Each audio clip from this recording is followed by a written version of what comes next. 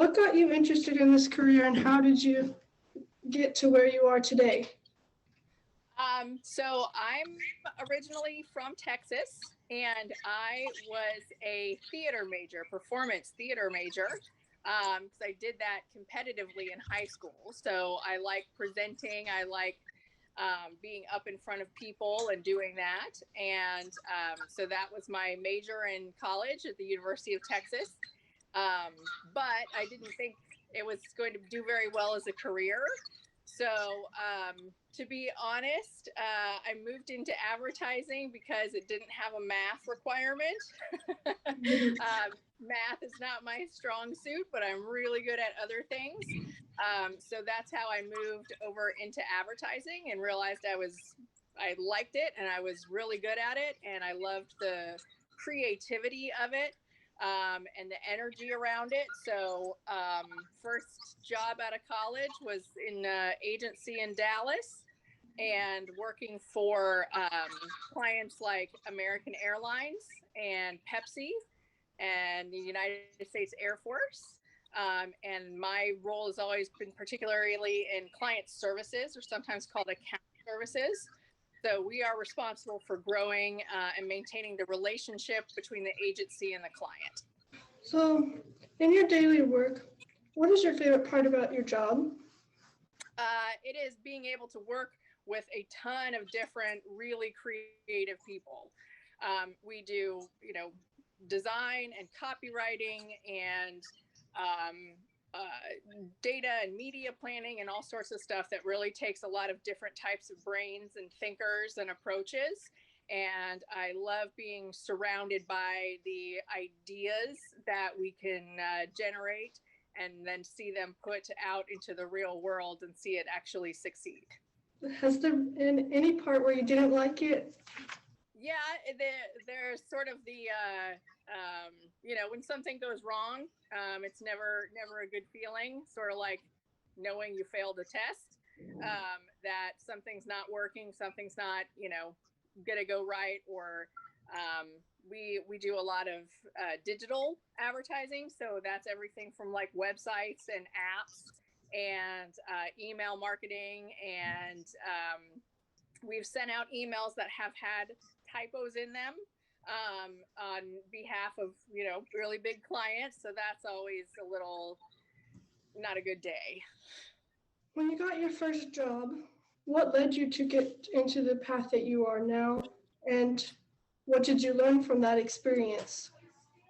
I learned what I was good at. I learned that a lot of people are really not comfortable presenting and being in front of clients and, getting up there and telling the story. And I'm really good at that. And I think that is a lot of my background as a theater person, is that's what you do. So presenting and speaking in front of large groups never bothered me. So I was often the person selected to do that in front of the clients and stuff, simply because no one else really wanted to. And so that got me really out there in front of a lot of different people that I probably normally would not have. And I also really like interacting with people. And I also learned that I'm really good at networking and introducing people to other people and helping people out. So that is probably sort of the second piece that has really helped me along, is that I'm not afraid to dive into a conversation and introduce myself and participate. And that is a lot of building relationships with people, which is what a lot of the job is. What kind of things do you deal with in your daily life? Everything from, I'm sort of the translator or interpreter between what the client wants and what my team needs to actually build or design. So we get what's called in the business a creative brief from the client. So for this one example, I work for AMC Theaters is one of our clients. So they say, okay, Spider-Man tickets are going on sale. We need to send an email to all of our members, our Stubbs loyalty members, that Spider-Man tickets are going on sale. So they tell us all the information we need to know, send us like the poster from the studio and the synopsis and what the what it's rated and how long it is and all that good stuff that you need to know to buy before you see a movie. And then I take that information to my creative team and tell them what we need to put together. And then along the way, as the email's being designed, I take it back to the client and say, okay, this is what we're laying out and designing. And they say, looks great. We just need to change this button. And we do that. We build the email and then send it out to however many people. And it's just it's a continuous back and forth between my teams at the agency and the client to make sure that we're delivering along the way. And we do that. That's about 10 or 12 of those a day. So just a fun fact, in 2019, we sent 1.2 billion emails for AMC for all of their communications and stuff like that. That's a lot. Yes. So you also do the $5 movie night, if you're a member, so you're part of that too? Every email that you get from AMC, whether it's a receipt for a ticket you bought or a deal for points or the popcorn deal for Ghostbusters, that all comes from me. Wow. So in your own words, what would you define as success? So I would say, a good successful day is when the work is going smoothly and the client is happy and the team is engaged and challenged and happy to do the work. But successful to me is also having a job that I feel I'm valued and that the work I do has value.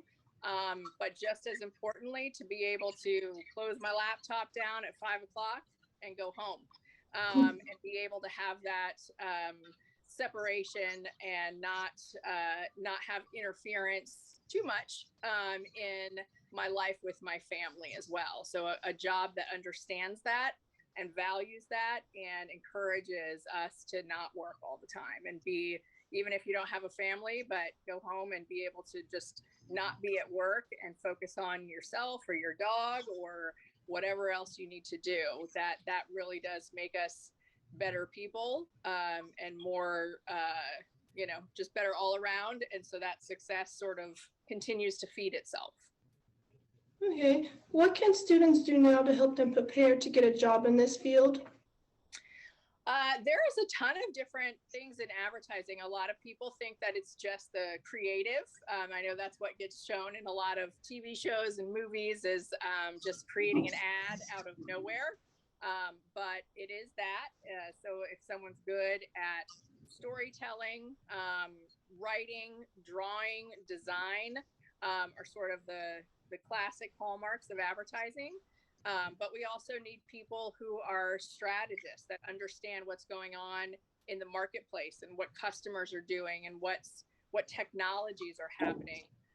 We need people who understand the media side, someone who decides which commercial needs to go in which show or, as a pre-roll to which YouTube channel, and the people that make those decisions based on the client's needs and the content that we create. But we also have technology everywhere. So engineers, software engineers are always in need. So if that interests you even a little bit, this is absolutely a career path for you. But we're also a business in general. So we have people in accounting and finance, and we have HR and payroll and all those other things that go into any sort of business. But you get to do it in a really creative and fun environment. So even if you're leaning towards a finance career, you can work in an agency and still, if that's something that you feed off is that creative energy and collaboration, then there's all sorts of jobs, like I said, besides just the sort of more highlighted ones. We have project managers that help us keep projects on time and on budget to make sure everything's tracking along the way. There's just a ton of different variety. So, but it's definitely not a traditional in the sense of you're going to go work at a bank sort of thing. So it takes a little bit of a personality that can appreciate the creativity of the industry. How many years of college or education does it take to become part of this career? I just have a 4-year bachelor's degree. So that is probably, I'd probably say 70% of the people who work there have a bachelor's degree. But we have people from so many different backgrounds. We have people that went to high school and then had a career in something completely different. And, some went to trade school, some got an associate's degree, some were working in something else. We really look for a lot of diversity and background more than anything, because all of those different life experiences help us contribute to the story that we're telling that day. So the only thing that we really look for is passion, attitude. Like I said, I know I keep saying creativity, but it really is a lot of idea-based information. So if you have a specialty, like I said, graphic design, you don't necessarily need a degree in that. It's really the proof that you can do the work and understand the software is really it. So a lot of variables in there. I know that I'm going to go into a business degree, and this does sound interesting. Yes. And because I want to be an entrepreneur when I'm older. And so I feel like that's kind of connected to what you're talking about, how creativity is most important. Yep. Yeah. It's really important. That's where I spend. I volunteer at a lot of associations and organizations like GEW and that sort of thing, because I think it's really important for people to understand that, like if you have an idea or a thing you want to sell and you think is really, really going to be great, you have to know how to sell it. You have to know who's going to buy it and why are they going to buy it and what is going to compel them to engage with you and buy your product or buy your service. And that is where marketing and advertising come in, is we can translate your idea into something compelling to the consumer, the end user. Because you could have a great idea, but if nobody knows about it, nobody can buy it. So really connecting the idea, the product, the service to the buyer is where we come in. And like I said, we're a little bit of a translator, interpreter, kind of making those connection points between, we need to know, of course, everyone wants to see Spider-Man, but it really helps us to understand the actual people that really want to see Spider-Man on the first day. That I know, like, that's my husband, maybe not me. So when we send out an email about Spider-Man, I need to know who that consumer is, so we're telling them the right thing in order to get them to buy those tickets. So are you going to be helping with the new movies that are coming out and like any other new marketing stuff that's coming out? Yeah, we know mostly what movies are coming out, usually 3 to 6 months in advance. And then AMC works with the studios if they have, like I said, there's, a special popcorn bucket for Ghostbusters, or there's sometimes they work with, that you could get maybe loyalty points if you see the movie on certain days. So sometimes there's like food and drink tie-ins. Sometimes it's a special kids pack for like kids movies that are coming out over Christmas. To get families out to the movies and really get the kids excited to see it. So we have a lot of different insight into not only the tickets themselves, but like I said, the loyalty program, what the studio is doing with it, what food and beverages are coming with it, and putting all those together. It's about to be, we're really in the high season of movies, and that really between Black Friday and New Year's Day, as a ton of people go to movies. Obviously, we're sort of dealing with, COVID in this, but this is a huge season for movie going. What is the hardest part now with your career because of COVID? Um, it's definitely like I've struggled working from home, to be honest. I really like being with people. I'm a natural extrovert and a talker. And I like being physically around people and having those little conversations and sort of those moments where you're just walking by and talking with someone. Those don't happen when you're at home. You have to schedule a Zoom meeting and be on purpose for everything. So a lot of that sort of natural flow is stifled. And that's been really hard on me personally. I know a lot of people really enjoy working from home and like the focus and, no distractions of the office. But those are the things I love about the office is the distractions and the people. So that's been hard. What places have you traveled to with your career? Um, I've been to pretty much all across the country. Dallas, like I used to live in Dallas, but I've traveled there for work before. I have clients there. Um, Probably the nicest one was we have a client who is a winemaker. So going to Napa Valley in California was gorgeous and beautiful and really really different to see. You get to see how literally they make they make wine and see the product. And but to New York for like high powered business things and all the energy that comes from New York City. But I also worked for Sonic Drive-In for like 3 years, and they're in Oklahoma City. So I spent so much time in Oklahoma City and Cleveland and Cincinnati and all sorts of places, depending where our clients are and what we're doing. So there can be a fair amount of travel involved.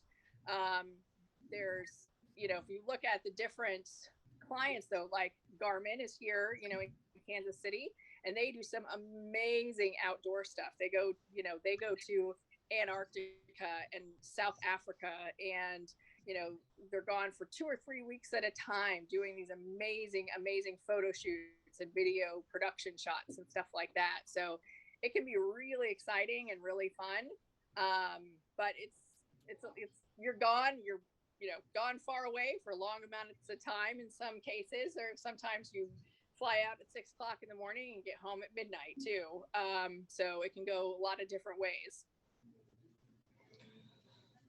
Has there ever been a case where with a client it's kind of hard to digitally media put their thing up? Like, for example, you talked about the AMC theaters. Have there ever been like a problem with that?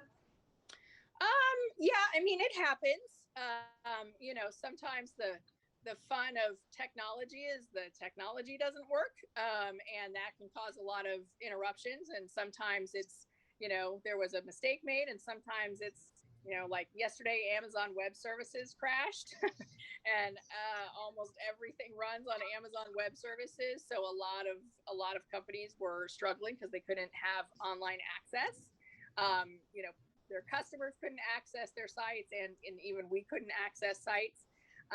So there's all sorts of things that can happen, but you sort of learn that these things are just part of life, no matter what, if it's your job or your personal life, and it's sort of how you come out the other side. If there's a lesson to learn from it, sometimes that's there, but when Amazon Web Services goes down, there's not a lot of lessons to learn. You just have to do your best with what's in front of you.